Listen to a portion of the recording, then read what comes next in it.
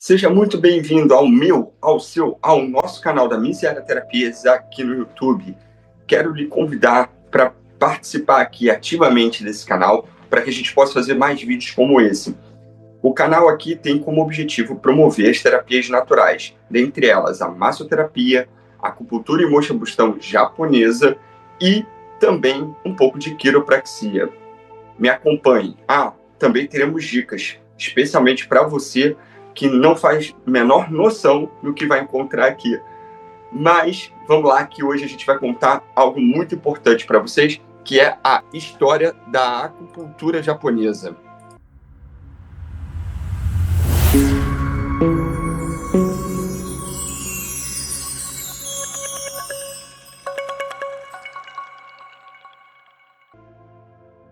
Bom, antes de eu começar a falar da história da acupuntura japonesa, é importante contar quem é o Yuri Mizuhara, né? Como eu cheguei até aqui, os passo a passos, o que aconteceu na minha trajetória, para eu poder fazer toda essa exibição para vocês e falar com muita riqueza de detalhes sobre a acupuntura japonesa. Bom, a minha história começa em 2009, graças à minha esposa, a Mayan. Se não fosse por ela, não estaria trabalhando com isso aqui. E ela acaba por contribuir de uma maneira fantástica na minha trajetória, pois se não fosse por ela, eu não trabalharia com isso. Ela trabalhava na época e sentia muitas dores nos pés e acabava que eu fazia massagem no pé dela. E um belo dia ela sugeriu que eu fizesse exatamente um curso de massoterapia e acabou que foi uma coisa levando a outra e hoje em dia trabalho com a acupuntura japonesa. Na sequência, se não fosse o rapaz aqui, o Toby Stephens, eu não seria o profissional que eu sou hoje. Ele foi um grande divisor de águas para mim, me ensinou muito e quase tudo que eu sei sobre a cultura japonesa, e ele tinha ficado aqui no Brasil durante 2 anos e tem uma prática de experiência de mais de 10 anos de Japão. Ele também foi um forte colaborador da minha prática clínica e da melhora da minha prática clínica na época, né? Bom, aí depois eu encontrei a Lídia. A Lídia, ela é uma professora lá de São Paulo, que foi a pessoa que me ajudou a organizar essas informações todas que eu tinha sobre a acupuntura e moxibustão japonesa. É uma professora incrível, ajudou muito nessa dinâmica da estrutura de como tinha que ser, porque a gente monta um mosaico aqui dentro do Brasil, né, como todos nós sabemos, de informações sobre a acupuntura, e ela ajudou a fazer essa unificação.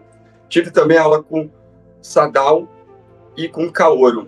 Ambos são instrutores do método de Nagano aqui no Brasil.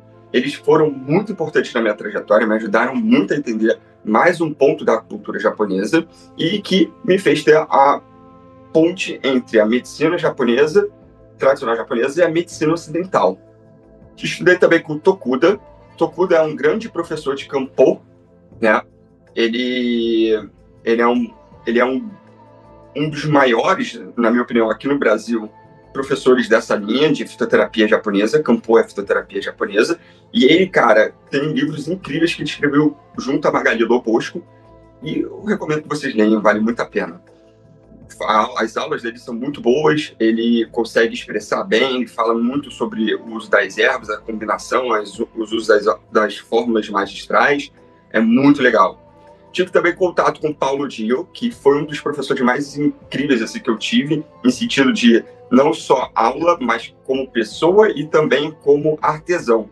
Paulo, ele é um dos professores aqui que fazem instrumentos de trabalho para gente, como o Yoneyama, que é uma espécie de um leque, né, que a gente utiliza para acupuntura de contato, que é uma acupuntura que a gente não insere agulha, ela só entra em contato com a pele. E também ele, além disso, ele constrói o kanshi, que é o tubo guia, né, que a gente usa para colocar a agulha e fazer a inserção no paciente. Nossa, ele é sensacional, sem contar que é um exímio ator, um exímio pintor e um exímio professor. Em 2014, acabei indo para a China com o Efraim. Lá eu tive a oportunidade de conhecer o Liu Taoxin, que está aqui embaixo.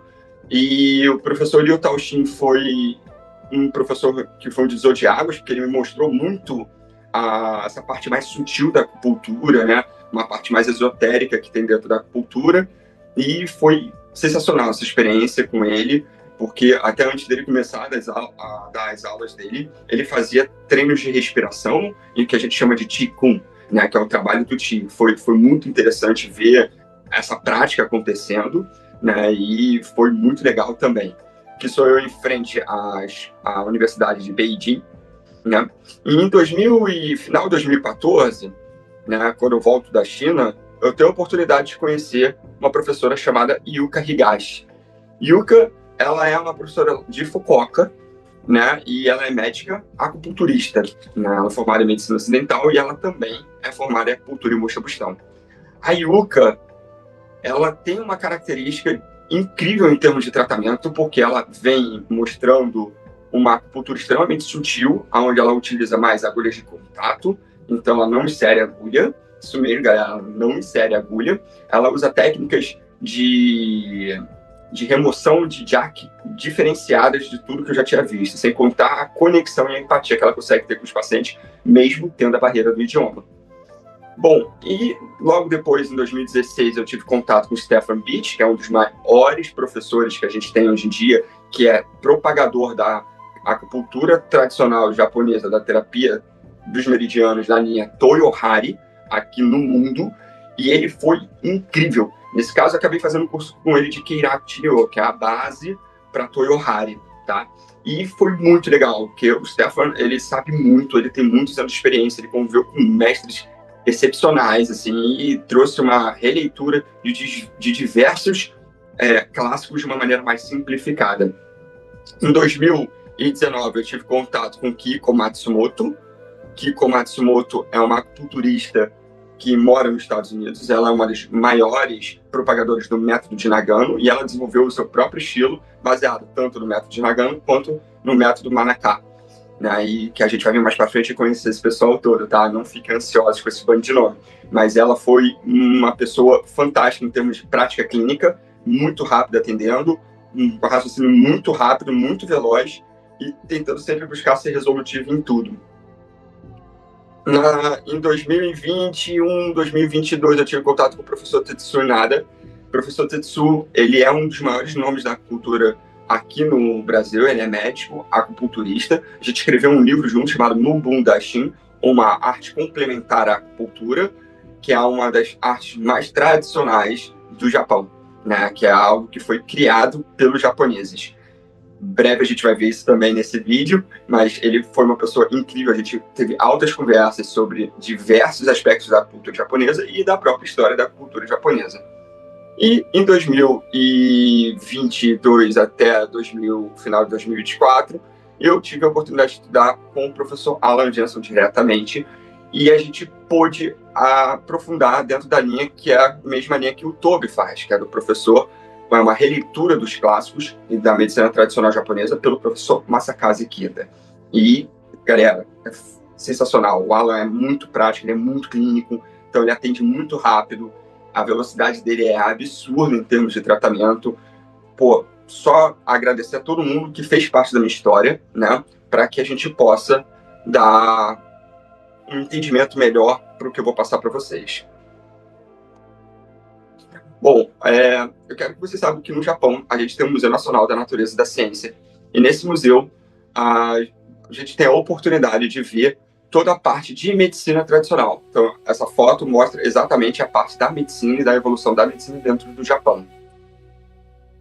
Antes da gente entender, né, de como surgiu a acupuntura, ela surge mesmo na China, e da China ela vem para o Japão. Porém, diz-se que tinha um deus chamado Okininushi, e esse deus, né, ele ensinou para Tsukihokona no Mikoto toda a arte de cura. E Tsukihokona, ele acaba transmitindo para todo o Japão esses aprendizados que ele teve com o Okininushi, né? É interessante a gente saber que do Okininushi, o nome dele significa O de grande, Kuni, terra ou país, e Nushi, senhor. Então senhor, é o grande senhor da terra, ou o grande senhor do país, né? Ou então mestre, o grande mestre de todo o país. E acabou que foi feito um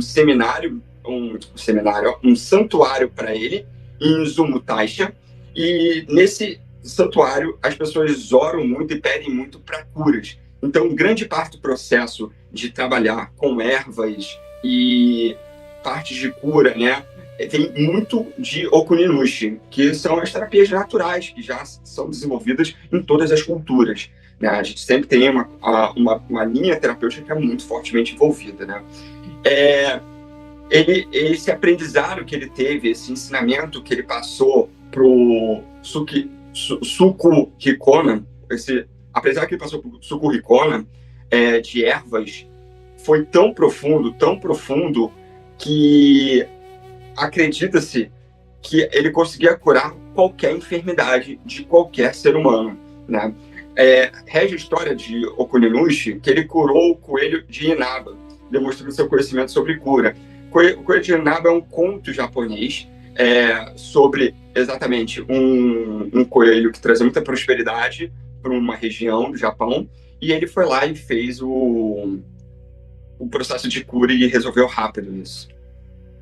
Bom, o primeiro contato que se tem da acupuntura japonesa dentro da acupuntura dentro do Japão é com a China.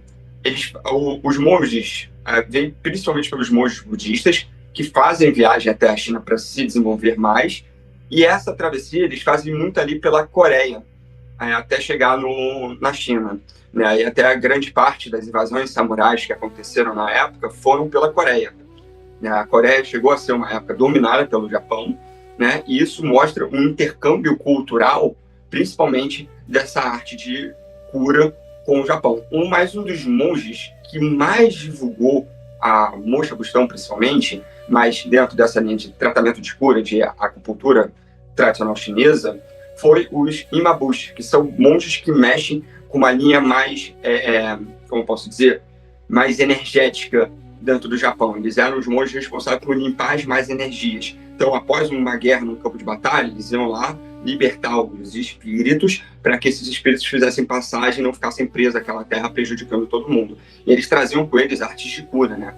E aí aqui a gente vê um pouco desses tratamentos acontecendo, né? A gente vê um deus ali ensinando para o Suku Hikona, né? A gente vê o Okuninushi ensinando para o Suku Hikona, ali a arte de curar da acupuntura, você vê ali a agulha segurando a mão e colocando a agulha nele, né? Como vocês podem ver aqui. Vocês veem aqui também um tratamento de Mo Shabustão, durante as guerras, né? E durante a idade pré-histórica do Japão. E esse aqui é o monge Yamabushi, né? Ele é um monge de uma linha que hoje em dia no Japão é conhecida como Shugendo, que é uma mistura entre budismo e o shintoísmo. Nesse período de Nara, a gente tem a oportunidade, graças ao imperador Momo Tenno, de criar o código Tenyaku-Ryo, né? A partir do código Taiho, eles formam ali, eles estabelecem ali uma série de normas de conduta, não só em relação a posturas sociais, as castas sociais dentro do Japão, mas como também a parte médica acaba sendo muito reforçada, e principalmente o uso da acupuntura e Mo Shabustão. O interessante é que nessa época, na dinastia Nara, quando forma-se o código Taiho, os médicos acupunturistas, eles não têm status sociais, então eles se tornam a par da sociedade. Que isso fique claro pra gente, até para entender um pouco dessa evolução da medicina tradicional japonesa, né?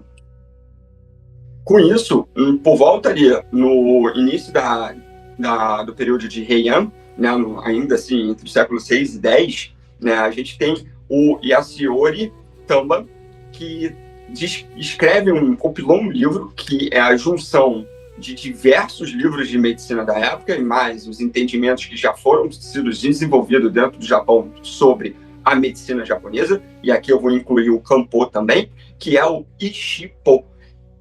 Esse livro foi o grande marco dentro da medicina tradicional japonesa, e ele acaba se tornando um livro base dentro da primeira escola imperial chamada Daigaku-ryo, né, no Japão. Né? Ele utiliza textos clássicos como o Clássico da Acupuntura e Mo Shabustão e o Imperador Amarelo, né, para a formação desse livro também. Então, grave isso bem, porque o Isshipo ele acaba se tornando fundamental em todo o processo de desenvolvimento da MTJ. Ele utiliza conhecimentos da MTC e vão aprimorando de acordo com as características que nós temos dentro do Japão, né? E é importante também citar que nessa época os monges budistas, eles continuavam com muita força na prática de Mosha Bustão, principalmente, e acupuntura ali dentro do Japão, e eles circulavam muito, então tinha muita troca, porque a maioria desses monges, eles eram andarilhos. O Yamabushi, por exemplo, eram monges andarilhos que percorriam o Japão de ponta a ponta. Então eles não tinham muito lar, o lar era a terra toda, sabe? Então esse pensamento ajudou a difundir e a aprimorar as técnicas da medicina tradicional japonesa. Essa aqui é uma parte que eu trouxe para vocês que eu achei interessantíssimo, que é o próprio livro Isshipo, dentro do Museu Nacional, né, do Japão, de Artes e Ciências Médicas. E aí aqui a gente consegue ver os meridianos, o meridiano do canal principal e o canal divergente. A gente consegue ver ali o desenvolvimento do ginecológico, né? Ele traz muito dentro do Isshipo, isso é importante a gente falar, que ele traz muita informação sobre obstetrícia e ginecologia dentro da prática da medicina tradicional japonesa. A gente, no período de Heian, a gente tem a primeira escola chamada Iseiryu, né? Essa escola, ela tem origem shintoísta, muito a conexão dela com o futuro acaba sendo, né, a importância dela para a gente na atualidade é o uso da Mosha Bustão, né? Ela utiliza muitos rituais de moshas como purificação espiritual e melhora da saúde. Normalmente esses rituais são feitos interessantemente a cada 3 meses, né? E um dos pontos mais usados é o Ashiransi, né? Que é o estômago 36. E esse ponto, ele é interessante porque a tradução dele é 3 milhas do pé, né? Ou dá a ideia de que a cada 3 milhas percorridas ou a cada 3 meses a gente faz a queima desses pontos. Então, essa prática da vacinação usando esse ponto para melhorar e reforçar o sistema imunológico e melhorar a saúde das pessoas era muito utilizada dentro dessa escola, né? A shintoísta, ela é uma das fortes contribuidoras para isso.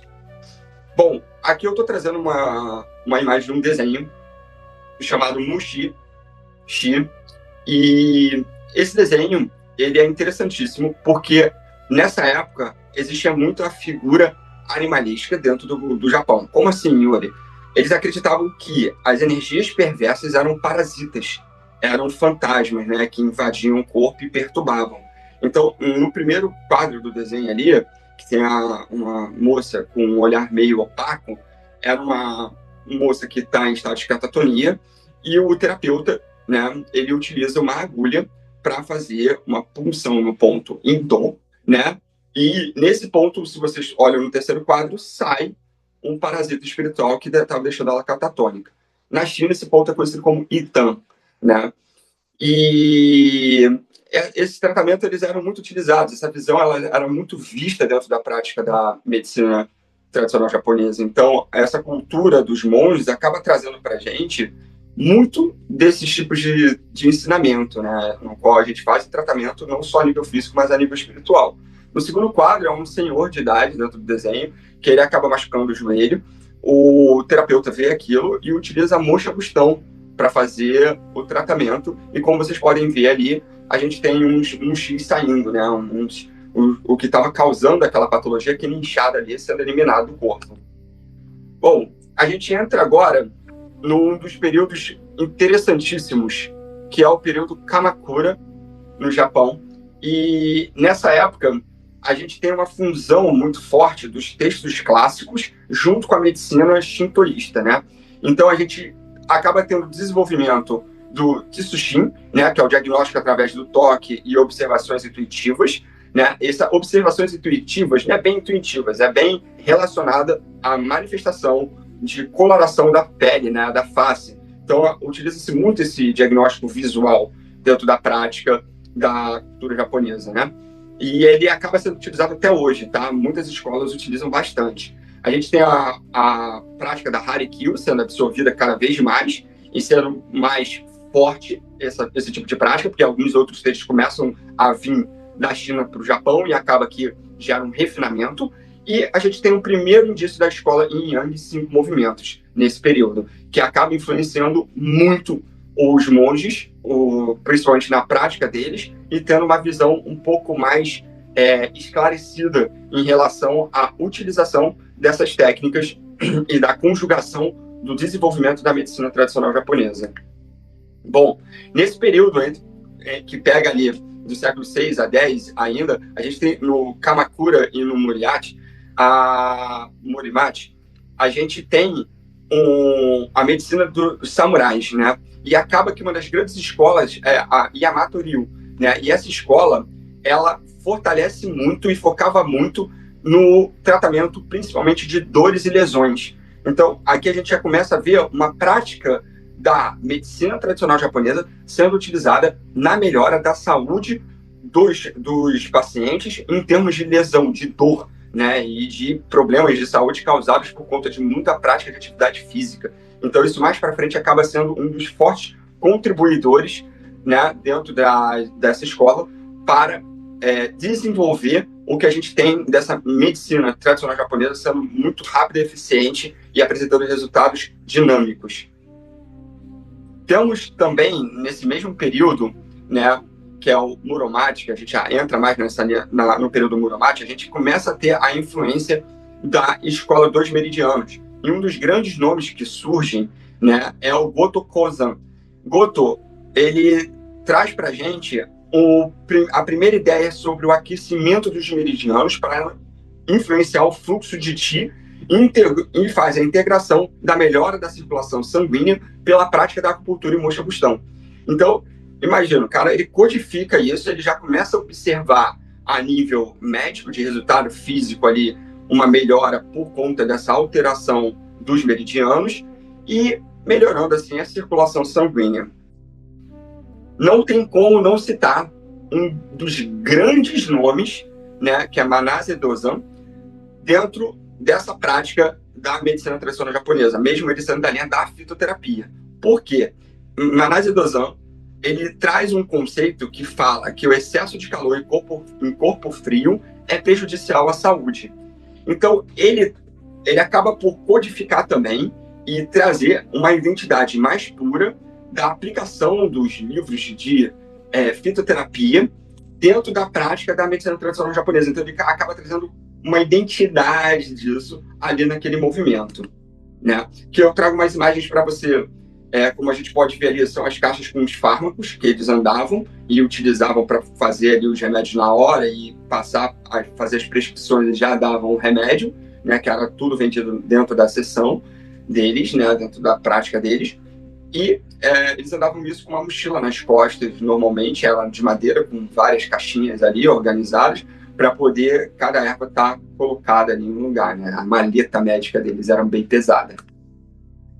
Importante também que nesse período foi escrito um dos livros que foi um grande marco na cultura dessa linha mais animalesca, né? Da cultura e moxa bustão no Japão, que é o Hari Kigaki, né? O Hari Kigaki, ele é um livro que fala sobre os mushi, né?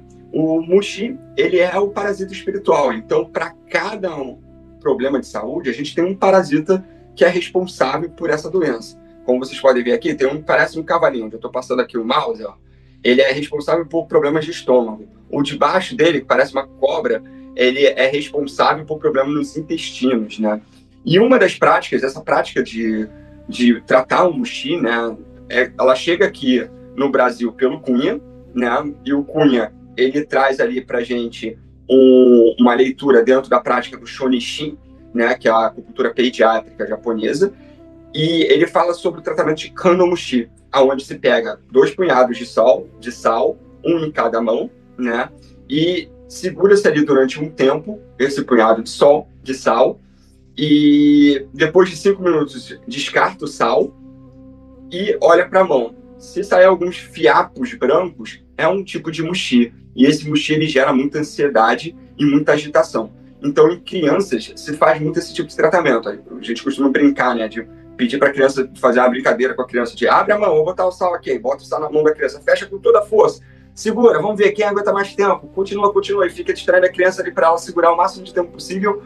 Depois disso, bate o sal da mão da criança e olha para ver se sai algum desses parasitas, que é o que poderia estar perturbando a saúde daquela criança. Todo parasita espiritual, isso é importante eu trazer para vocês, ele traz não só uma alteração do aspecto físico, mas ele também traz uma alteração do aspecto psicossomático. Então, vai trazer toda essa parte de alteração emocional. Lembra lá atrás, quando eu mostrei para vocês sobre o tratamento da série de desenho do Mushi, que ele for e sai a serpentezinha da testa. Então, aquilo ali foi um tratamento porque a paciente em questão estava com catatonia, né? E aí ela, por estar naquela situação, ele acabou fazendo esse tratamento nessa paciente e tendo uma melhora da saúde dela. E é importante a gente entender que essa alteração emocional que é feita, ela é também vista dentro da prática do budismo, dentro da China, por exemplo. A gente tem um médico chamado Sun Simiao, e ele fala muito sobre exorcismo pela acupuntura, né? Tanto que ele tem um dos textos mais famosos que chega pra gente aqui no Ocidente, se chama Os 13 Pontos Fantasmas de Sun Simiao. Trago aqui para vocês uma batalha, como era vislumbrado, né, o tratamento da moxa e da fitoterapia e da acupuntura, né, feito por Yoshitora. É uma pintura que mostra os fármacos todos do lado direito de quem está assistindo, de frente para a tela, que são onde tem esses papéis com escritas, né, esses selos que a gente chama. O selo ele vem da cultura budista e shintoísta, no qual eles utilizam kanjis para fazer selos de abertura e proteção, com palavras específicas para fazer proteção de algum local, né?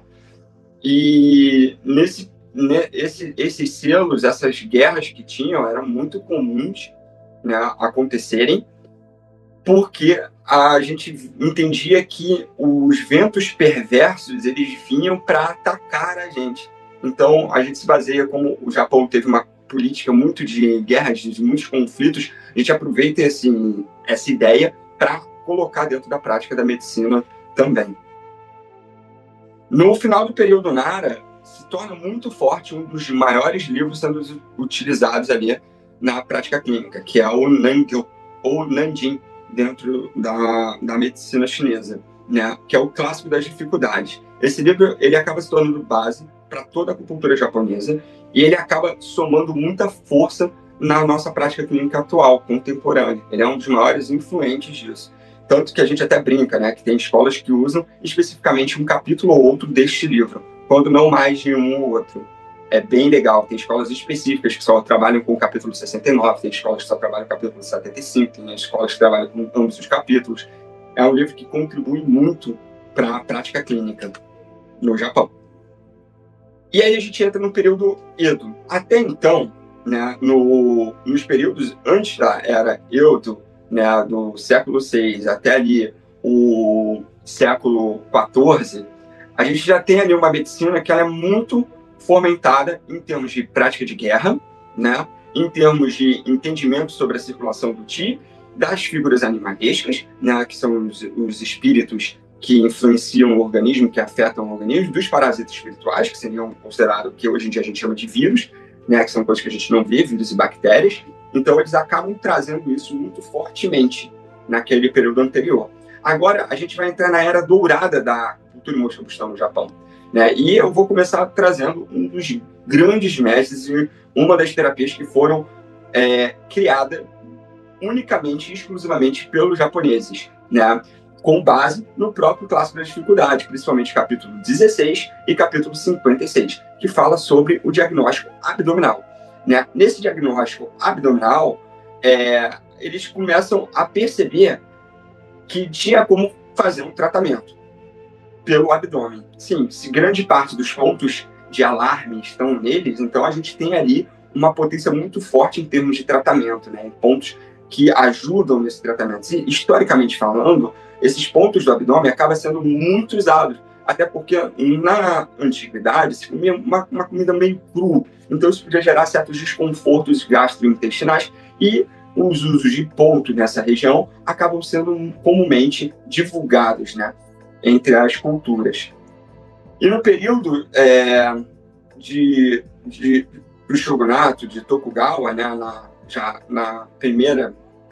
na terceira geração ali de Tokugawa, a gente tem um dos grandes nomes que é o Mubun.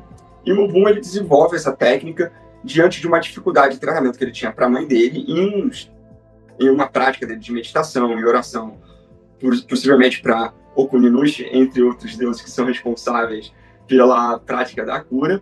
Ele acaba desenvolvendo o Dashin, que é a grande agulha, o bater na agulha, né? Então, ele utiliza uma agulha e um martelinho para fazer percussões em toda a região do abdômen para fazer tratamento. Porém, o Mubun em si, ele ensina para um médico, né, de casta mais evoluída dentro do Japão, que atendia os shoguns, que é Issai Misono. Issai Misono, ele acaba ali por difundir toda essa técnica do Dashin, né? E ele atende ali o quinto shogun, o Tsuneyoshi, que acaba amando aquele tratamento, porque não doía, não era tão desconfortável, por causa que as agulhas antes eram grossas e tudo mais. E ele acaba se encantando por aquilo e, junto ao Issai Misono, faz a compilação do Shindo Riketsushu, que é a compilação secreta dos caminhos da acupuntura. E acaba sendo utilizada dentro das faculdades, né, de medicina ali, que já tinham sido formadas, das grandes escolas, né, no Japão. Contudo, nesse período a gente tem grandes nomes surgindo, né? A gente teve o Issai Misono, agora a gente vai ter um que é considerado o pai da acupuntura japonesa moderna, que é o Aichi Sugiyama. O Aichi Sugiyama, ele era um acupunturista com deficiência visual e, por conta disso, ele não conseguia mais desenvolver, né, o trabalho dele com a acupuntura, porque para achar o ponto e colocar a agulha se tornava meio que impossível, até por conta da exigência dos terapeutas da época e da medicina da época, era muito forte. Então, o Aichi Sugiyama, ele desenvolve o que a gente chama de kanshi, que é o tubo-guia que a gente utiliza para inserir agulhas. E com o desenvolvimento do kanshi, obrigatoriamente essas agulhas acabam por reduzir o seu tamanho, né, e a sua espessura, se tornando mais agradável receber esse tratamento pelas agulhas. E transforma, assim, a acupuntura em uma acupuntura indolor. Né? Junto, eu tenho que fazer um resgate aqui também de outro fitoterapeuta que foi importantíssimo, que é o Todo Yoshimatsu, e ele escreve um livro chamado Livro Idan, onde ele faz a unificação das teorias do Yin Yang, 5 movimentos, e dos livros Shanrong e Jingyin Aoe. Esse livro é a Câmara Dourada, ele traz muito uso da fitoterapia, né? O Shanrong, ele fala sobre tratar das doenças causadas pelo frio, e ele faz ali todo um compilado, toda uma unificação e um diagnóstico diferenciado. E ele também traz uma crença que todas as doenças começam por causa de um simples veneno, ou um simples jack, né? Em outras palavras, ele usa a palavra doku, que é veneno, a tradução direta. E esse veneno, ele pegava muito exatamente aonde? Na região do abdômen, né? Que a gente acaba que o diagnóstico do Fukushin se torna muito forte graças ao Todo Yoshimatsu, que ele utiliza essa unificação dessas escolas de 5 movimentos, do Nangyo, tudo junto e desenvolve. Ele também traz outra grande contribuição, que é a relação dos intestinos com a mente. Essa conexão, em termos de bem-estar, ele traz muito em seus livros e seus estudos, né?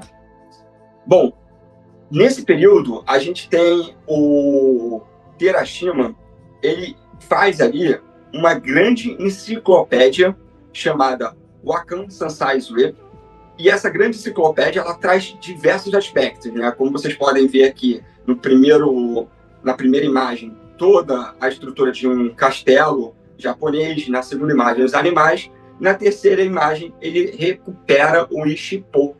E aí, quando ele cria essa grande enciclopédia, para a arte médica, a gente começa a resgatar os conhecimentos que estavam escritos ali no Ishipo, né? Disso se surgem outras escolas, obviamente, dentro desse movimento. Como a gente está falando, o período Edo é a maior era dourada de desenvolvimento da acupuntura japonesa, tá?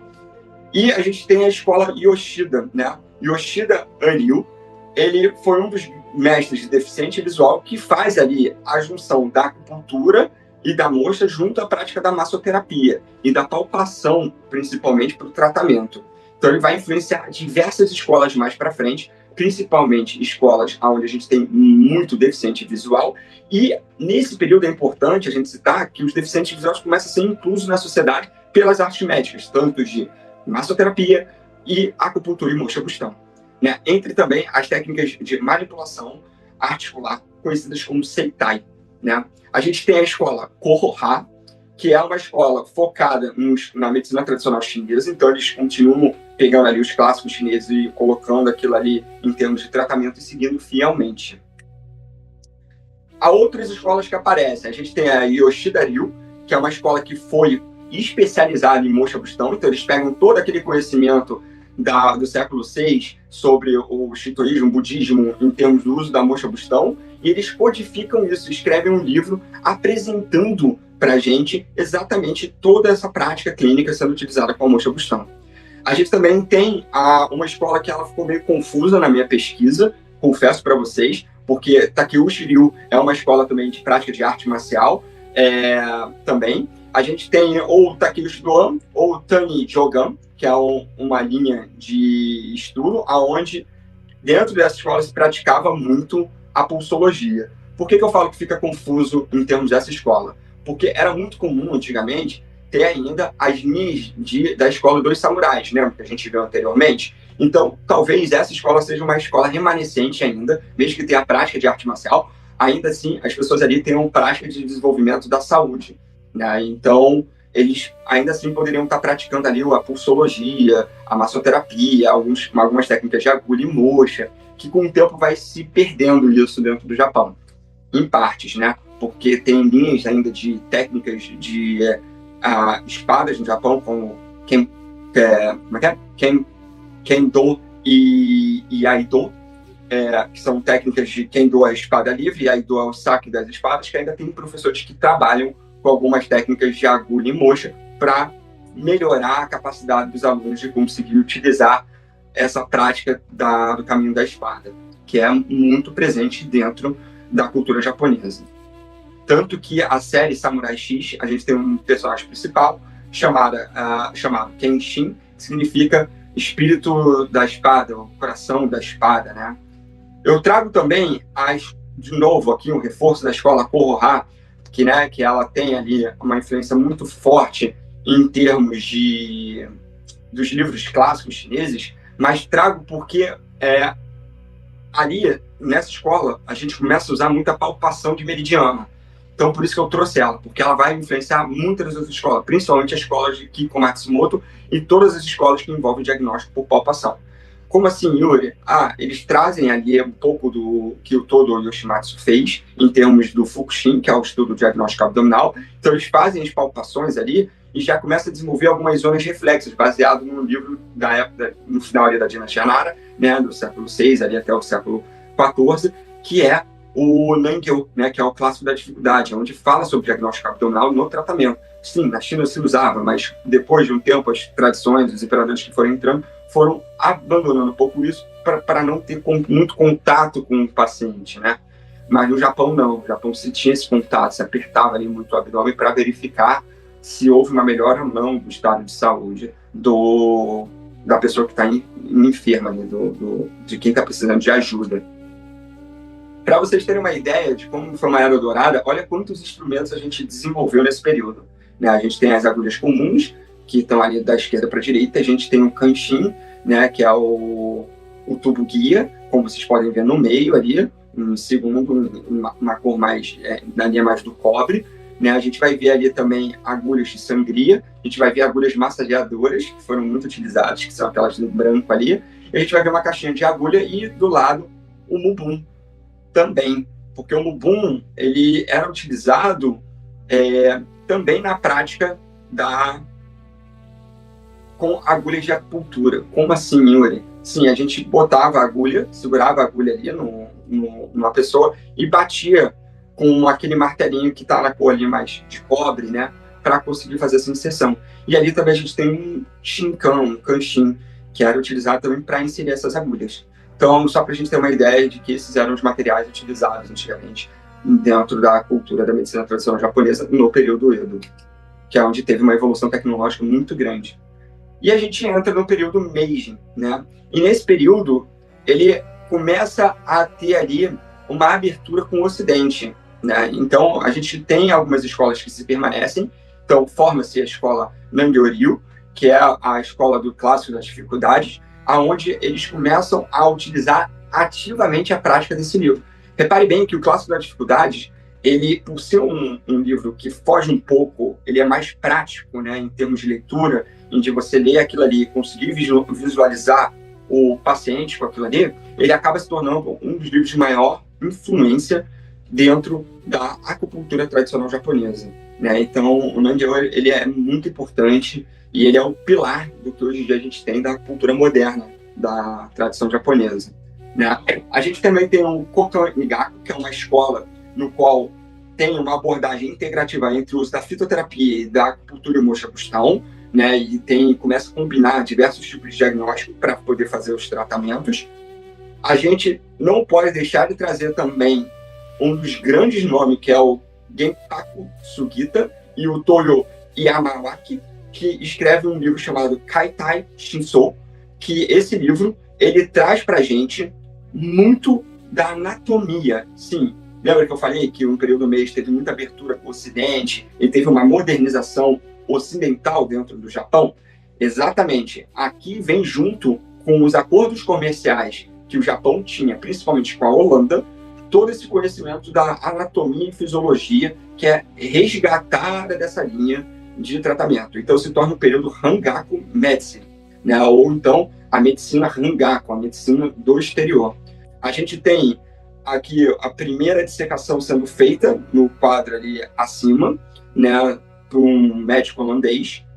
A gente tem um livro escrito ali tradicionalmente pelo Sugita Sensei, né? E a gente tem ali um telescópio que era utilizado para variar ali o sangue, olhar de perto as coisas em relação à parte fisiológica, para fazer um estudo anatômico mais aprofundado. Essa escola acaba contribuindo muito também para a escola de acupuntura moderna, né? Aqui eu coloco para vocês esse período Hangaku, a dissecação, os ossos que eram utilizados. Você pode ver ali um pouquinho ao lado direito, você vai ver ainda as caixinhas das ervas, né, de fitoterapia que eram utilizadas na medicina Kanpō e ainda são utilizadas até hoje. E aí a gente tem os modelos anatômicos, né, que foram desenvolvidos com isso, todos feitos em madeira e alguns ali conjugando osso com madeira. Vale lembrar que essa parte da medicina Hangaku e todo esse desenvolvimento que houve na era Edo, né, no final ali, na era Edo e na era Meiji, contribuiu muito para o século atual, se torna muito presente nesse século, né? Então a gente tem uns grandes mestres que começam a surgir na cultura japonesa contemporânea. Dentre eles a gente tem o Ken Sawada, né? E Sawada ele é para mim um marco dentro da cultura japonesa. Eu sou muito fã do trabalho dele, porque ele utiliza das diversas linhas de escola que a gente teve, né, dentro do Japão, e ele faz uma unificação disso tudo. E aí ele começa a desenvolver um próprio estilo dele. Então ele começa a ver, por exemplo, pontos como o R6 sendo utilizado onde é o R3, né, e ele faz ali pela a busca dos pontos vivos, né, o Ikitatsubo, que é conhecido no Japão. E esses pontos vivos, eles trazem as manifestações que perturbam o canal. Ele além de tudo, ele era estudante de Taijutsu, que é uma arte marcial de samurai, e do Seitai, que eram as manipulações articulares. E ele também viajou muito para a Coreia, a fim de se aprofundar nos estudos. E aí ele desenvolveu a técnica de Ippon Hari, que é utilizar uma única agulha para fazer vários tratamentos. Aqui no Brasil a gente tem cursos disso que fala sobre o Ippon Bari, né? E para tratar as energias perversas, que é o Jaki. Sawada também desenvolveu os protocolos de tratamento, né? O protocolo de polaridade suprema que ele utiliza, que são mais ou menos ali uns 10 a 12 pontos que você faz Mosha Bustão, exatamente numa ordem para reforçar todo o sistema orgânico da pessoa. E também ele desenvolveu o Sutra de Sawada, por ele ser monge e ele fazer o resgate dessa medicina shintoísta, né, budista shintoísta, ele traz ali com ele um apanhado de sutras, que é como se fossem uma oração, entre aspas, né? Ele traz uma oração falando que quando o paciente apresenta isso, deve-se fazer isso. A mãe que ama muito o filho, faça Mosha no VG12. E por aí vai. Ele vai trazendo dentro desses sutras todas essas explicações e ele aqui começa a desenvolver um tratamento bem simples, onde ele testa os pontos fontes e faz o tratamento num ponto de alarme, no ponto Shu, né, o Buketsu, que é os pontos que ficam de assentimento dos órgãos nas costas. Ele traz também ali os pontos de acúmulo, né, e o tratamento do próprio ponto-fonte para fazer a melhora do canal, né, no canal de acupuntura que está afetado pelo JAK. Com isso, a gente tem outros grandes contribuidores, um pouco mais à frente, nesse período ainda, que é o Kinosuke Miura, que ele traz ali os primeiros estudos, né, entre a medicina Hangaku, que é a medicina ocidental, junto com a acupuntura e moxa-bustão, provando que a acupuntura e moxa-bustão melhorava a circulação sanguínea. Nesse período, né, a gente tem que lembrar que houve a bomba de Hiroshima e Nagasaki, ali no final da Segunda Guerra Mundial, e um general chamado MacArthur fez a proibição do uso da acupuntura e moxa-bustão por ele acreditar que eram artes de tortura no Japão. Então, esses médicos que eu estou trazendo agora, eles todos eram acupunturistas e moxoterapeutas, e eles fizeram a faculdade de medicina ocidental e começaram a comprovar, dentro de uma metodologia de pesquisa, a melhora dos pacientes usando a moxa e a acupuntura nos tratamentos, né? E um dos grandes nomes que aparece é o Shinichiro Hara, que prova que a moxa aumenta a hemoglobina e a contagem de hemácias, sendo que Shinichiro Hara vive praticamente quase 108 anos fazendo a aplicação de moxa no ponto do estômago 36. Né? Todo santo dia ele fazia esse tratamento e ele conseguiu, assim, uma longevidade muito admirável, e dentro dessa prática ele foi provando a eficiência da acupuntura e moxa-bustão. Bom, algumas outras coisas que foram corroborativas para o reforço do uso moderno, científico, né, e dessa ponte entre Ocidente e Oriente e das comprovações científicas da cultura japonesa, que foi o aumento da contagem de leucócitos e eritrócitos. Foi um estudo feito gigantesco, onde a Hara também participou. A gente tem o aumento do número de complementos e anticorpos, que aí a gente tem o Tokeda e o Aoshi, que participou também. A gente tem as alterações da alcalose em ossos e sangue, que foram feitas por estudo do uso da moxa-bustão. A intensificação do peristaltismo intestinal também sendo utilizada pela comprovação, principalmente do ponto do estômago 36, pela moxa-bustão. Acelerações das funções hepáticas, utilizando tratamento de moxa no canal do fígado. E temos pesquisa sobre a conformidade entre os pontos meridianos da acupuntura e as zonas da cabeça. Pega bem isso aqui, que isso aqui é bem interessante, porque eles colocavam sensores, utilizavam as agulhas para estimular e viam que áreas da cabeça eram mais ativadas de acordo com esses pontos de acupuntura que eram utilizados. Então, percebam bem, a gente começa a ter aqui uma modernização da acupuntura e moxa-bustão. Então, eles começam a fazer um paralelo entre medicina ocidental e medicina oriental, e fica muito forte isso, essas comprovações científicas, os estudos com base dentro dos métodos de pesquisa ocidental, da comprovação de que a acupuntura e moxa são funcionais dentro da prática clínica. Perceba bem que não é placebo, funciona, porque tem estudos sérios, e com toda a randomização que era necessária ser feita na época, principalmente para a pesquisa. Né? A gente tem também, por Masaru Ozawa, um dos fatores mais importantes, na minha opinião, do que a moxa-bustão provoca, que é a estoxina, que, por conta da hipóxia causada pela queima da moxa-bustão, se forma a estoxina. Em baixas quantidades, ela, no corpo, estimula todo o processo de sistema imunológico e aumento dos glóbulos vermelhos, visto por Hara anteriormente. A gente sabe que a estoxina, ela é tóxica em grandes quantidades, mas em pequenas quantidades ela se torna benéfica e estimulante do sistema imunológico. Né?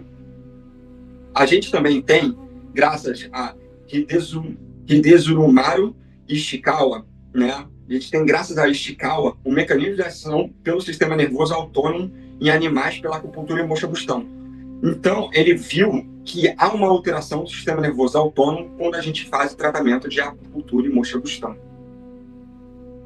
Com isso, a gente tem um dos grandes contribuidores também, pesquisadores, que é o Kobei Akabane, com base em todas as outras escolas ali no período Edo, né, que a gente tem ali da terapia de calor, né, até um pouco antes também do período Edo, a gente tem ali o período Heian, né, período Nara, a gente acaba tendo um resgate dos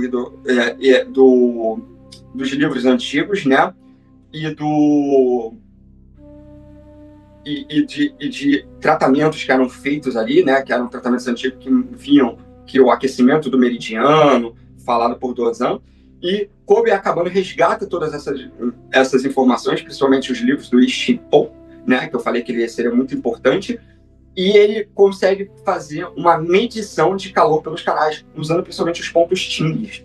E com isso ele desenvolve e contribui para terapia de calor, chamada Onetsu Ryoho, e também para o Ryodoraku, que é um método de pesquisa para a gente avaliar o estado de saúde dos meridianos, né? E ele também desenvolve, em 76, o Hinaishin, que é uma agulha intradérmica que ele deixava a agulha ali no ponto de acupuntura, cobria, obviamente, ela com os paradrapos, a pessoa ia fazer os movimentos e tinha uma melhora mais acelerada, como se o tratamento de acupuntura ficasse durando por mais tempo, né?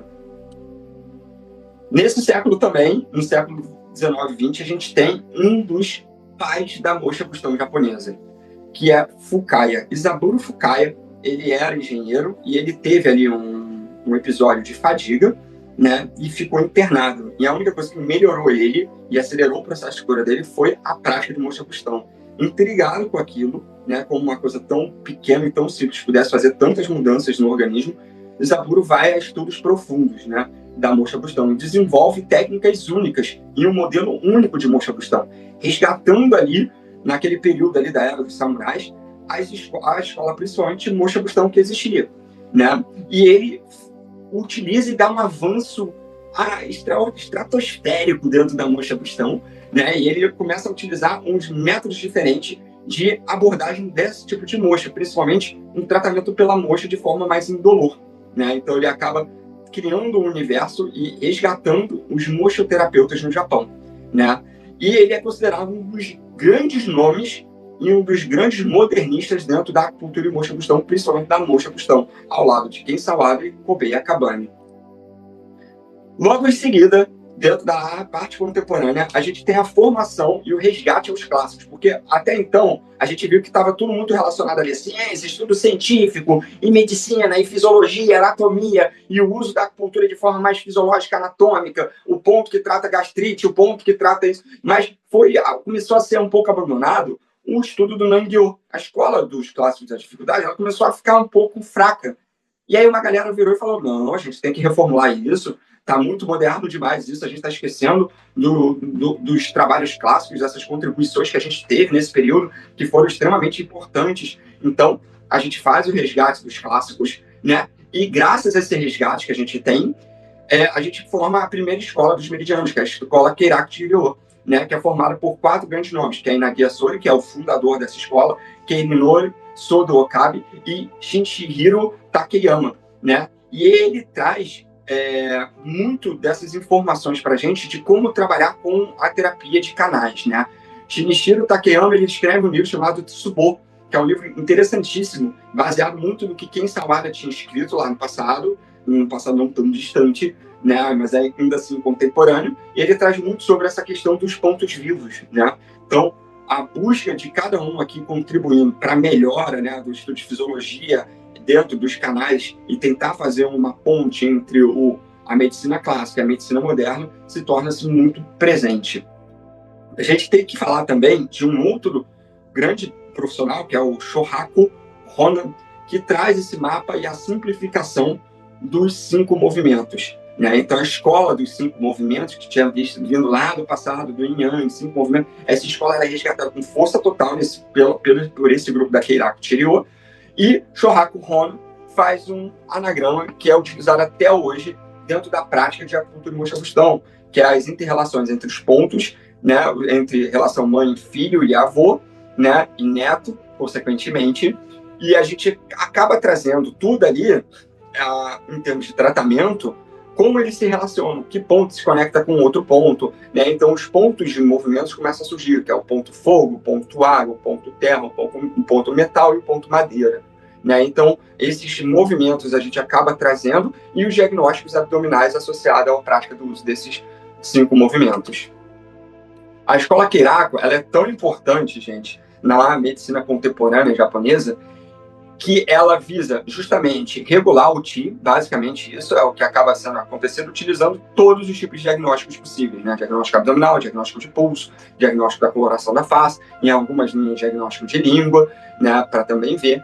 E ela começa a desenvolver as 4 etapas de tratamento, né, que são as técnicas específicas da Kerakon, que é o Honshin-Ho, que é o tratamento raiz, onde a gente identifica o meridiano Yin ou 1 ou 2 meridianos mais deficientes e faz o tratamento neles para dar uma melhora geral naquele paciente, para dar a nutrida necessária, porque ele se baseia muito numa passagem do Imperador Amarelo, que está ali entre o capítulo 4 e o capítulo 5 do Sun Wen, ou Sun Mon, né, que é as questões básicas, que ele fala que o Yin guia e o Yang segue. Isso acaba se tornando o lema dessa escola, tá? Então a gente foca sempre no trio Yin para que o Yang possa seguir de uma maneira mais adequada. E na sequência a gente tem o tratamento Ryoshi-Ho, que é o tratamento sintomático. E nesse tratamento sintomático a gente vai tratar a região que foi afetada por conta dessa deficiência inicial dos canais Yins. E, consequentemente, vai acabar trazendo uma melhora no paciente. A gente também tem o Sessoshin, que é a acupuntura sem inserção, que acaba sendo inserida, que são agulhas de contato que a gente utiliza, né? Então a gente não precisa inserir a agulha no tratamento, a gente faz ali um tratamento mais energético. E a gente tem as técnicas de Okyu, que é a mocha bustão, né? Não confundam, para quem já tem conhecimento da cultura japonesa e para quem já tem uma vivência, não confunda o Okyu aqui com a técnica que o Cunha fala, que é a mocha Tonetsukyu, que é a mocha do grão, a mocha em grão, né, de arroz, que a gente coloca um grãozinho e faz a queima dela nos pontos de acupuntura. Não confundam com essa técnica, tá? O Okyu aqui significa mocha bustão. A gente também tem um dos grandes fundadores na sequência, que é um deficiente visual chamado Kodo Fukushima, e ele funda uma escola, ele resgata a escola de deficientes visuais que tinha no Japão, né, que a gente viu ali no período samurai ainda, e Kodo Fukushima ele desenvolve um estilo chamado Toyohari, baseado no estudo dos clássicos, e faz um resgate também de uma acupuntura um pouco esotérica ali junto, né, que são algumas vibrações que a gente, em posturas que a gente faz durante o tratamento para que tenha uma melhora mais rápida e eficaz. Ele também traz com ele o resgate de agulhas de prata e agulhas de ouro, descritas dentro dos clássicos, né? Então ele utiliza muito dentro do tratamento clínico dele, que vem na escola da Toyohari. A gente também tem a escola de Yoshio Manaka. Eu costumo dizer que Manaka, ele é o Da Vinci japonês, porque ele era escritor, poeta, ele é formado em letras, ele é formado em engenharia, ele era engenheiro eletrônico, ele era formado em belas artes, então ele também era artista plástico, ele fazia esculturas, ele pintava, ele era formado em medicina e ele era formado em acupuntura e mocha bustão. Então ele era um homem de muitas faces, né? E ele desenvolve ali, ele faz os resgates também, ele aproveita desse movimento dos clássicos, ele pega o Shippo, ele dá uma lida no Shippo e começa a resgatar as técnicas. Ele pega também as informações de Sawada e começa a utilizar e questionar isso, corroborar com estudos científicos, né, em termos de pesquisa, né, de artigos científicos. Ele começa a corroborar para a área dessa maneira. Ele desenvolve um fio Manaka, o fio Yan Pump, né, e esse fio Yan Pump, ele é muito utilizado para fazer o balanceamento de íons em áreas afetadas do corpo. Principalmente, ele faz o estudo dos vasos extraordinários, né, que são os canais extraordinários, que é o Renmai, Donmai, Chongmai e o Daimai, né, e seus referentes ali, né, Yin Wenmai, Yin Wenmai, Yang Wenmai, Yin Chao Mai, Yang Chao Mai, e o Manaka, ele utiliza de uma maneira fantástica, por conta ali das queimaduras causadas no Japão por conta da bomba nuclear, ele utiliza esse carregamento de íons de um lado para o outro para aumentar a cicatrização do tecido, né? Então o Manaka, ele é incrível nisso, e ele faz um estudo baseado ali no próprio estudo do Akabane, quando ele faz a diferenciação por calor, né, nos pontos Shings. Manaka, ele começa a perceber que cada meridiano tem uma vibração em hertz. Então ele traz esses estudos também na prática clínica, e utiliza metrônomo em alguns tratamentos com resgate do Mubum, né, do Dashin ali, que é do bater na agulha, né, do tratamento em si. E ele bota o metrônomo que é um medidor de tempo para balancear cada meridiano conforme o ritmo que aquele meridiano possui. Então, é um trabalho incrível que ele faz e ele acaba sendo um grande contribuidor também para essa cultura moderna que a gente tem. A gente tem Tadashi Rie, que é um pupilo de Manaka, e ele usa os Fuyuan Pompis para trazer trabalho dos meridianos divergentes, assim como também ele contribui, ele é um forte inspirador para Mishima, né, que é um próximo doutor que a gente conhece, que desenvolve a terapia somataricular baseado nos estudos do Dr. Terry Overson e do Dr. Paul Noguier, né, que é da auriculoterapia francesa, e ele utiliza muito as técnicas de diagnóstico de Akabane e a terapia dos outros vasos extraordinários para justamente a gente fazer um tratamento mais rápido e eficiente, juntamente aos trabalhos de canais divergentes por Tadashi Rie. Então, dentro da prática, ele incluía os testes de O-Ring, que é um teste de força muscular, né? Ele utilizava a eletroestimulação, utilizava ímãs, utilizava Inashin, né? E Pallet Migraine. Ele utilizava também cordões de bobeamentozinhos, que é o fio do Manaka que ele desenvolveu, e agulhas de ouro de prata no tratamento. Ele percebeu, dentro dos seus estudos, que os canais de acupuntura eram afetados em níveis diferentes, que era no nível ectodérmico, que era mais na superfície, no nível mesodérmico, que estava mais ali na região musculoesquelética, e no nível endodérmico, que estava mais ali a nível dos órgãos e vísceras, né? Então, ele começou a verificar que os canais primários tinham mais ação na linha superficial, os vasos extraordinários tinham mais ali uma ação nos músculos esqueléticos, e os divergentes eram para tratar os órgãos e vísceras. Então a gente começa a ter uma sistematização aí mais simplória em termos de que tipo de canal utilizar para cada tipo de problema que a gente tinha que fazer o tratamento. Aonde estava, né? Se era uma dor músculo-esquelética, a gente usava canais principais. Se era uma dor a nível mais profundo articular, a gente já pensava nos vasos extraordinários. Se era uma dor a nível orgânica, alguma alteração dos órgãos, a gente usava os canais divergentes, só para trazer isso de uma maneira mais sintetizada. E com isso a gente tem Kiyoshi Nagano. Kiyoshi Nagano, ele foi um acupunturista deficiente visual também, que estudou muitos clássicos, e ele desenvolveu uma abordem por zonas reflexas junto aos seus pupilos, que foi aqui com Matsumoto, né, e o Sadao, que a gente viu lá na frente, o Miyawasa, que está aqui no Brasil hoje em dia dando aula da escola da técnica de Nagano, e ele faz uma ponte entre o Oriente e o Ocidente. Então ele começa a verificar que os pontos de acupuntura também tinham correlações com processos inflamatórios dentro do corpo. Cada ponto tinha uma influência no tratamento de algo em especial e específico dentro da própria prática da acupuntura e da moxibustão. Então, por exemplo, o ponto fogo, ele é um ponto que é utilizado para tratar febre, né? Dentro dos clássicos, principalmente o capítulo 69 aborda 68 e 69 do clássico da dificuldade, principalmente o 68, traz muito isso. O 69 traz uma outra releitura, mas é mais em termos de geração mãe e filho. Mas o capítulo 68 fala muito desses tipos de como usar esses pontos, né? E, classicamente falando, ele é para tratar febre. E Nagano percebeu que ele é também um ponto para diagnóstico, na qual mostra que, se ele está reativo, que tem uma inflamação no canal. Então, o canal está inflamado. Então, é como se a gente visse o corpo, mas o canal um pouco à parte, entende? Mas, porque esse canal, ele estando inflamado, ele vai prejudicar todo o sistema. E aí a gente volta para aquela ideia de todo o Yoshimatsu, né, que fala sobre o Jaki, né, sobre a intoxicação simples que prejudica todo o restante. E Nagano começa a trazer dentro dessa linha de estudo uma coisa mais moderna em termos de fala. Vai ser 5 movimentos, são os 5 padrões que se tem, né? Que é o padrão musculoesquelético, é o padrão hormonal, o padrão autoimune, por aí vai. E ele moderniza bastante a prática da acupuntura em moxibustão. A gente tem a escola do Shudo Denmei, né? O Shudo Denmei, ele é um acupunturista com mais de 50 anos de prática clínica, e o Shudo, ele traz ali uma simplificação da escola da Keiraku Chiryo. Então ele pega aquele mapa do Sohaku Hona, simplifica mais ainda aquilo, para avaliar o meridiano Yin mais deficiente, e ele traz ali uma facilidade em termos de aprendizado que acaba por modernizar também, contribui na modernização da escola da Keiraku Chiryo. A gente tem o Masakaze Ikeda, que a gente chama ele o guardião da tradição da cultura japonesa, porque ele resgata ali também o Kanpo, né, e utiliza junto as técnicas de Harikyu, né, que é a acupuntura em moxibustão.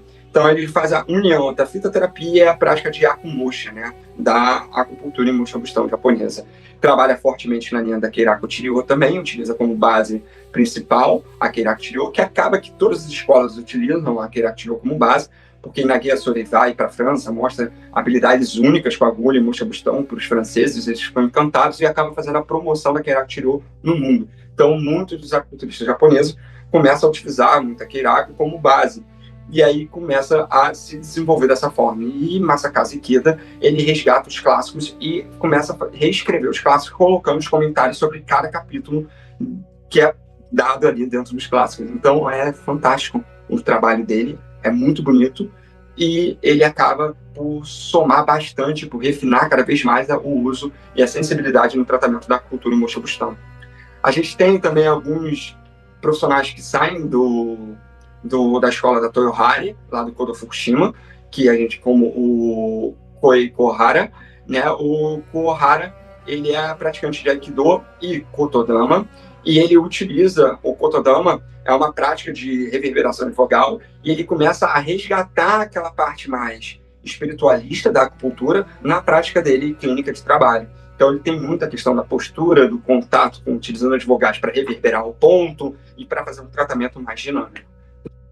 Isaburo Fukaya, ele tem um filho chamado Hideo Shima, e Hideo Shima ensina para alguns grandes profissionais hoje em dia no mundo. Então vamos ver como é que isso está hoje em dia, né? Tanto aqui no Brasil quanto no estrangeiro, na Europa. A gente tem ali o Antônio Augusto Cunha, né, que estuda diretamente com Hideo Shima e aprende o método Fukaya e faz uma contribuição incrível para a musha-terapia aqui no Brasil, assim como a acupuntura, né, japonesa. O Cunha, é importante eu reforçar aqui que ele batiza a técnica Tonetsu-kyo, que é a técnica da Mushin-grão, como Okyo, dando esse nome carinhosamente para facilitar a absorção e a facilidade em termos de prática clínica, né? Você fala para o aluno, faça o Okyo, ele já sabe que é para fazer a Musha em grão de arroz.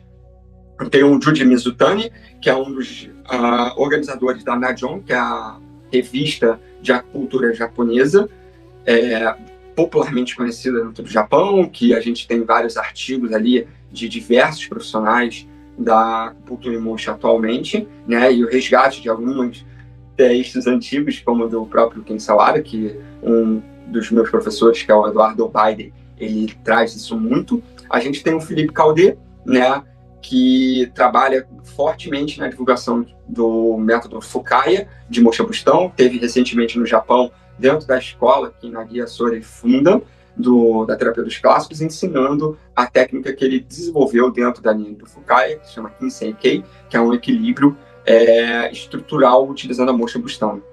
Temos o Masakaze Ikeda, que tem os seus pupilos, né, que é o Eduardo Obaide. Eduardo Obaide, ele é um acupunturista que se forma no Japão, ele é um inglês que vai para o Japão estudar acupuntura, ele se forma lá. Obaide Sensei, ele é um estudioso afinco dos clássicos e dos textos mais antigos. Ele hoje em dia tem feito resgates de técnicas como Dashin, né, desenvolvida por Mubun e divulgada por Sain Sono. E Obaide Sensei, cara, ele sabe muito. Ele é incrível, sabe? Ele é o tradutor juramentado de japonês para o inglês. E ele é o tradutor oficial do Masakaze Ikeda, em toda palestra internacional. Masakaze Ikeda vai com o Eduardo Obaide para fazer a tradução. E ele é absurdamente incrível. Ele faz arte com a agulha e musha-bustão. A gente tem Alan Jensen, que é um australiano, que é meu professor também, e ele transmite o conhecimento que Ikeda traz. Ele é muito clínico, tem mais de 40 anos de prática clínica, e Alan, ele tem uma habilidade sensacional em tentar simplificar o que ele aprende com o Sensei Ikeda, né? Por se tratar de clássicos, acaba que fica muito complexo, né, na hora da gente aprender, porque os clássicos, eles trazem muitas interpretações em cada passagem, né? A gente pode interpretar aquela passagem de diversas maneiras diferentes. A gente tem Takashi Furue. Takashi Furue é um dos outros tradutores da cultura japonesa, do Sensei Ikeda, né? E Takashi Furue, cara, ele é um facilitador, tão quanto o Eduardo Obaide é, e ele sabe muito, muito a linha ali de como o desenvolvimento de Sensei Ikeda se faz, tá? Vale ressaltar que Eduardo Biden estudou com diversos mestres no Japão também, tá? E ele chegou a fazer viagens para a Coreia e para a China para fazer ali um estudo mais profundo da origem da cultura japonesa. A gente tem a Aiko Ogasawara, que é uma aluna lá do CC Ikeda, né? E ela ajuda muito para os estrangeiros que vão para a clínica dele, então ela dá uma auxiliada nisso. E a minha amiga Fiona Hullock, que ela é uma pessoa incrível, me ajudou muito no meu processo de estudo com Ikeda, e ela também ajuda nessa divulgação e propagação da cultura do CC Ikeda na Nova Zelândia.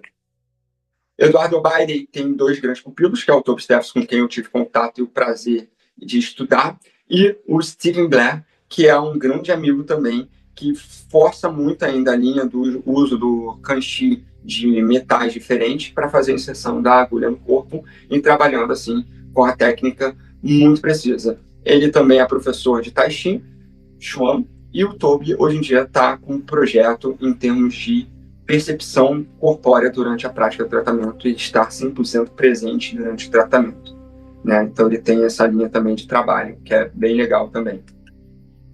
Alan forma três grandes amigos com que eu tive contato de estudar em Portugal, né? E que é a Maria Rosário, Francisco Oliveira e Ida, né? A Ida, ela hoje em dia está em Portugal, Maria está aqui do nosso lado, no Chile, e Francisco está em Bali.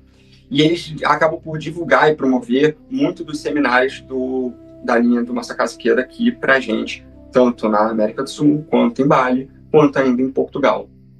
Shudo Denmei forma dois grandes professores, que é o Stephen Brown e o Stephen Birch, né? Stephen Brown ainda é muito fiel ao Shudo, é o braço direito, é o tradutor do Shudo, e Stephen, ele fala muito, o Stephen Brown, ele fala muito sobre a simplicidade que o Shudo trabalha na prática clínica, então ele propaga o uso da terapia dos meridianos na ótica do Shudo. Kiyoshi Nagano forma dois grandes professores aqui, como a Matsumoto, né, que ela é um divisor de águas da cultura japonesa por ser mulher, né, e o Japão ter uma figura patriarcal muito forte, e ela faz um estudo muito aprofundado e junta muita medicina Hanga com a medicina, né, que é do Ocidente, muito forte a prática da cultura Moshobutsu dela, né, então fazendo um intercâmbio muito bonito nisso. E o Sadao Miyawasa, que mora aqui no Brasil e dá os cursos de Nagano aqui, sendo um mestre ainda ligado à escola do Nagano. Aqui ela forma a própria escola dela, né? E ela também estuda com Yoshio Manaka junto com o Stephen Birch, né? Eles estudam com Manaka. Birch faz a tradução fantástica de um livro, Chase the Dragon Tales, que é um livro com diversos artigos compilados dentro que Manaka escreveu, e faz um trabalho fantástico, né, na propagação do uso do fio de bombeamento de íon, né, o fio Manaka. E aqui com ela desenvolve o método dela usando os conhecimentos do Manaka mais do Nagano. Birch estuda com Kodo Fukushima, da Toyo Hari, e acaba se tornando um grande professor de Toyo Hari. Dentro disso ele forma o Michael Rocha, que é um grande amigo meu, e o Warren Kivich, que é um grande professor que trabalha mais na linha ainda do Manaka e de o uso dentro dos metrônomos e das vibrações ali dos meridianos em hertz com o ontake, que é um bambu aquecido com mocha dentro, que ele vai percutindo. Michael utiliza muito ainda a linha da Toyo Hari, ensinada pelo Birch. Kiko Matsumoto forma grandes professores, que é o Toru Nakamura, que trabalha com a linha da Kiko Matsumoto e também com as técnicas de Sawada. A Kiko, ela junta, né, como eu falei para vocês, a escola do Nagano junto com o Manaka, que forma o próprio estilo dela. A gente tem o Avi Magdoff, que mora ali em São Francisco, logo aqui, e ele esteve aqui no Brasil também, dando aula, eu tive a oportunidade de estudar com ele. E o Avi, cara, ele é um ser humano assim, muito diferenciado, uma pessoa muito incrível, e ele utiliza uma acupuntura muito rápida, gente, em termos de trabalhar os pontos vivos que quem Sawada faz. Então ele diz, um ponto contra o ponto, para fazer o tratamento sistêmico desenvolvido dentro pela Kiko, utilizando ali as alterações sistêmicas que a Kiko traz, baseada ali nos 13 padrões que ela tem, né? E a Gracie Hollis, que é uma firme seguidora da Kiko Matsumoto. No Brasil, a gente tem o Antônio Augusto Cunha, que estuda com diversos profissionais, tá? Diversos mestres, Júnior Mizutani é um dele, Orido Shima, filho do Fukaya, ele estuda com outros profissionais que vêm de fora, como Matsuki Maeda, ele vai estudando com muita gente e ele acaba formando alguns profissionais, que é o Paulo Henrique, o famoso PH, que estava aí para se tornar a referência da Toyohari aqui no Brasil, né? Foi tradutor do Stefan Beach em todos os cursos que ele deu aqui no Brasil, quando vivo, e PH ele traz uma facilitação no aprendizado da cultura japonesa que é fora da curva. PH era fora da curva, não tem como, é um cara muito inteligente, muito capaz, enfim. E a gente tem o Marco Basso, que começa a trazer grandes mestres que Cunha ia falando para ele, ele foi trazendo esses professores lá da Europa para cá, e ele abre lá na Europa, junto com o Regis, ou Reginaldo Filho, que é o fundador aqui da Ebramec no Brasil, a escola da Ebramec Portugal, trazendo muito do corpo docente da cultura japonesa para esse processo. A gente tem também a Lídia, que foi uma professora que estudou muito com Cunha, entre outros profissionais que foram trazidos nesse período, e Cunha teve a oportunidade de estudar também, mas o Cunha sempre simplificava mais ainda e explicava aquilo que tinha ficado em dúvida. Então, a Lídia, ela hoje em dia tem esse papel muito similar ao Cunha, que já formou diversos profissionais. Bom, alguns mestres que eu não posso deixar de citar, né? Que é o Muramaki Sensei, ele é um dos grandes nomes da Toyohari. Atsuki Maeda, que é um acupunturista da medicina tradicional japonesa, que faz ali os estudos nas escolas clássicas, é a escola ainda de medicina tradicional chinesa que tem dentro do Japão. Masanori Tanioka, que faz ali o estudo do Shonishin, né? A prática do Shonishin, e é incrível porque ele trata a criança de uma maneira absurda.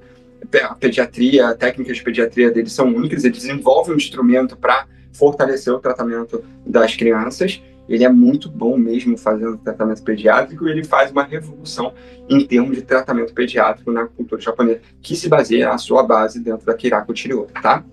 A Maya Suzuki, ela faz o resgate de uma cultura muito sutil ainda, com o uso de Ipombari, que é uma agulha só, para fazer o tratamento em uma leitura abdominal, muito, muito presente. Temos o Reginaldo Filho, que é o fundador da Ebramec aqui no Brasil, e que promove o curso de pós-graduação em cultura japonesa, né? Ele estuda com diversos professores, como o Shudo Denmei, ele tem estudo com o Atsuki Maeda, ele tem estudo com o Kohara, ele vai estudando com todos esses profissionais da cultura japonesa, e o utiliza ainda, ele faz um pouco desse resgate, juntamente com parceria, para trazer alguns desses professores para o Brasil com o Cunha. Então, ele se torna parceiro do Cunha nessa promoção da acupuntura japonesa aqui no Brasil.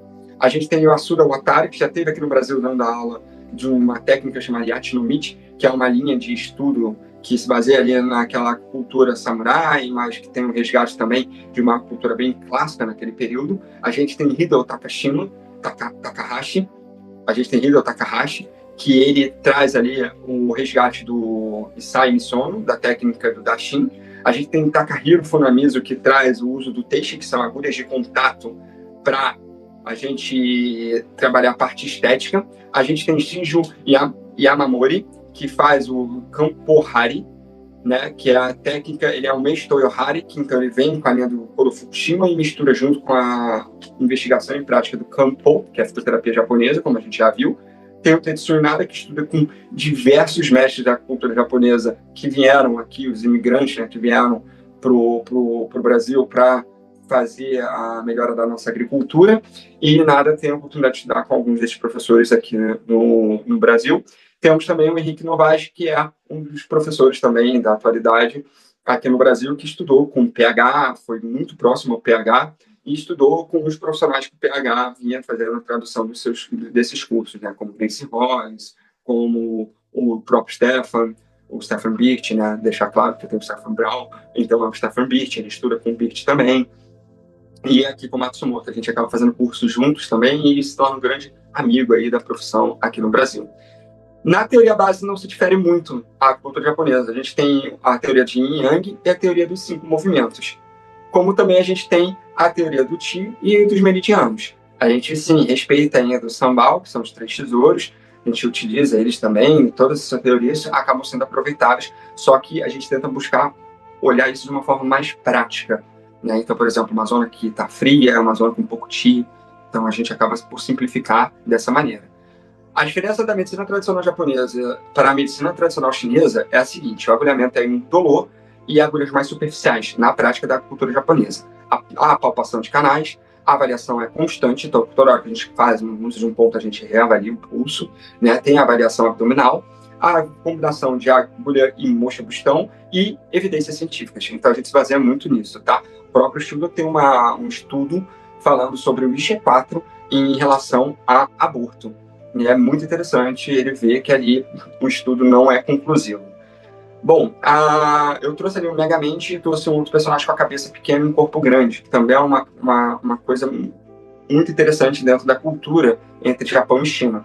A China é mais o Megamente, né? A gente tem muita informação, até por conta da unificação do Mao Tse Tung, não que seja melhor ou pior, tá? Não tem isso, tem a técnica que mais você se identifica, que mais você consegue trabalhar. E tá tudo bem, não tem aqui, MTJ é melhor, MTC é melhor, que MTJ. Não veja dessa forma, por favor. Veja que cada um tem o seu papel e é tão importante quanto em dado momento a se utilizar. O próprio Atsuki Maeda utiliza técnicas da medicina chinesa, como o Shinao Kai Chao, que é o acordar o nervo, que ele é um agulhamento mais forte, no qual faz o despertar ali do nervo, melhorando a espasticidade de movimento, que é limitada por algum trauma. E o Megamente é porque a China acaba tendo muito essa coisa da informação, da fitoterapia, acaba sendo um conteúdo muito misto entre terapias carnais e a terapia da fitoterapia, por causa da revolução de Mao Tse Tung. Já no Japão, a gente fala em pensar pouco e fazer mais, então tem muita prática no Japão. Então, os cursos de medicina tradicional japonesa são muito práticos, né? Mesmo que a gente consiga ver ali a base sendo parecida entre ambas as duas, porque vem do mesmo lugar dos clássicos de medicina chinesa. Bom, a diferença da medicina tradicional japonesa e da medicina tradicional chinesa para a medicina ocidental é apenas uma, o Qi. Então que fica evidente isso. Isso o Eduardo Biden conversa com ele. Ele falou, o que difere é o Qi, Yuri. Se tem Qi envolvido, a gente fala de MTC e MTJ. Se não tem Qi envolvido, a gente vai falar que é medicina ocidental. Em relação a padrões e síndromes, o que tem diferença? Na MTC, a gente tem aproximadamente 92 síndromes básicas. Então são 92 síndromes que a gente vai ter. Na MTJ a gente só tem 8. Isso facilita um pouco em relação à questão de aprendizado, né? Simplifica um pouco. Não que, as síndromes básicas você está descartando. Não, calma, porque algumas dessas síndromes estão dentro do próprio padrão. E a gente vai regular o padrão por terapia de canal da mesma maneira. No caso das síndromes, muda um pouco, né? A gente vai ter um pouco dessa variação dentro do campo desses padrões da MTJ. A gente vai ter dentro da prática do campo uma variação em relação ao diagnóstico feito. Principalmente o diagnóstico do Fukushima, que é o diagnóstico do abdômen, junto do diagnóstico de pulsologia, que aí é parecido com a MTC. Dentro dos outros padrões, a gente tem 4 padrões básicos, que é o que o estudo EMEI, ele reforça claramente, que é o padrão de fígado, padrão de pulmão, padrão de rim, padrão de baço. Aí vocês vão falar, pera aí, Yuri, ou pera lá, como assim? Cadê o padrão de coração? E aí eu falo para vocês, o padrão de coração não entra, porque o padrão de coração, quando se tem patologia no coração, é tchau, morreu. A gente não trata, então a gente trata o padrão de coração pelo padrão de baço, até porque o canal divergente do baço passa pelo coração, então regula ele também, né? E o canal do estômago tem uma conexão também com o coração, então a gente utiliza o padrão de baço para fazer esse tipo de tratamento, tá? A gente não mexe no coração. Mas quer dizer que então vocês não mexem com o meridiano Shaolin da mão, né, que é o coração? A gente eu normalmente falo para vocês, sim, a gente até usa, cara, mas não tanto quando aparece um caso de padrão de coração. Até tem esse padrão de coração dentro da abordagem de estudo da interpretação dos clássicos do C.C. Ikeda, que são, cada capítulo do Clássico das Dificuldades é um tipo de padrão, né? Dependendo dos capítulos ali, e você vai ter 2 padrões de coração, mas que aí você, quando vai estudar, você vai ver que é um padrão muito mais de rim, de disfunção de baço, do que realmente em si o padrão do órgão coração. O órgão coração é o mar do Yang, né? Então ele tem muito Yang, então ele não para de funcionar. Se ele tem alguma alteração nisso, ele já vai indicar que o paciente tem mais chance de óbito. E dentro desses 4 padrões, a gente tem variações de frio e calor, basicamente. Tá, e o frio e o calor vão fazer essas alterações. Lembra que eu falei lá na fundação da Keiraku Chirô, que a gente tem o primeiro padrão, o primeiro meridiano mais deficiente, que ele pode ser, por exemplo, uma deficiência de fígado, e aí ele vai estar ou frio ou calor. E pode ter um segundo, né? E normalmente tem um segundo, ele pode ter uma deficiência de rim com frio e calor, e aí vocês começam a entender que esse frio, calor causado pode prejudicar e gerar frio em uma parte, calor em outra. Isso pode acontecer também porque a visão da cultura japonesa sempre é essa coisa do movimento generalizado, né, dos canais e das suas inter-relações. Com isso, a gente entra para o tratamento raiz e tratamento local. Tratamento raiz, a gente usa os pontos dos 5 movimentos, os pontos Schuss, né? Que são os 5 movimentos, ou os pontos que têm influência em determinada área do corpo. E no tratamento local, a gente usa a região mesmo que está afetada. Né? No caso, ali, eu estou fazendo atendimento numa paciente gestante, e eu utilizo um ponto de tratamento raiz, e na outra cena a gente já vai para um ponto mais local, para a região ali de fortalecimento do bebê. Né? No diagnóstico, não se difere muito, a gente tem o interrogatório, o pulso e o abdômen. Yuri, mas não tem língua? Tem língua. Algumas escolas têm língua. Mas, embora tudo, entretanto, não é muito usual. Lembrando, a cultura japonesa ela tem uma forte influência de profissionais de deficiente visual, então não tem como ver língua. Então acaba que o pulso e o abdômen se tornam mais presentes. Né? E aqui a gente traz um pouco dos tratamentos, né? Tratamento de moxa na cabeça, que é um ritual feito pelos monges shintoístas para purificação espiritual e conexão com o divino. A gente tem a mocha Tonitsuki sendo aplicada ali, os 3 quadrinhos, mostrando o uso dela no ponto VC12. A gente tem o dashin ali embaixo com o martelinho, né? Aqui, ó, como vocês podem ver, sendo percutido no abdômen. O dashin também pode ser utilizado em outras áreas do corpo, tá? Mas, classicamente, o desenvolvimento por Mubun é no abdômen, e Sai-Missona acaba utilizando em outras regiões do corpo, e Manaka resgata isso utilizando um pino de madeira, não mais a agulha, tá? E aí, ou o pino de madeira, ou o pino de prata, como Renpo Fujimoto, que eu não coloquei aqui, como eu falei, é muita gente. Não deu para colocar todo mundo, até os profissionais aqui no Brasil que eu coloquei são pessoas que eu tenho mais contato e converso mais tempo.